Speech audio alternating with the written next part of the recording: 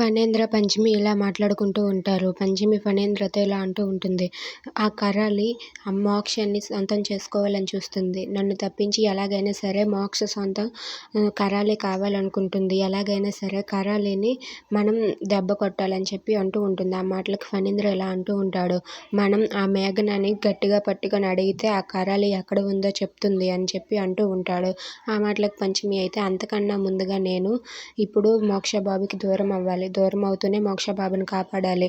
గుర్తుపెట్టుకో అని చెప్పి అంటూ ఉంటుంది. ఇంతలో ఇంటి దగ్గర వైదేహి అయితే మోక్షతో ఇలా అంటూ ఉంటుంది. మోక్ష, నేను నీకు పెళ్లి సంబంధాలు చూస్తున్నానని చెప్పి అంటుంది. ఆ మాటలకు మోక్ష అలాగే ఇంట్లో వాళ్ళంతా ఒక్కసారిగా షాక్ అవుతారు. ఏంటి, ఏం మాట్లాడుతున్నావమ్మా అని చెప్తే, అవును నాన్న, నేను నీకు పెళ్లి సంబంధాలు చూస్తున్నాను. అన్నీ వేడివేడిగా అన్నట్టుగా అన్నీ త్వరగానే జరిగిపోవాలి.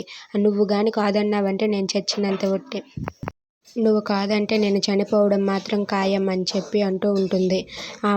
ఆ పెళ్ళేదో 10-15 రోజుల్లోనే జరిగిపోవాలని చెప్పి అంటూ ఉంటుంది. ఇదంతా వింటున్న మేఘన అయితే, మోక్షని నా చేయి జారిపోనివ్వకూడదు. ఆంటీకి ఎలాగైనా సరే నేనే ఆ అమ్మాయి అవ్వాలని, ఆ అమ్మాయిని అనిపించాలి అని మేఘన అంటూ ఉంటుంది. If you like this video, please like, share and subscribe. Thanks for watching.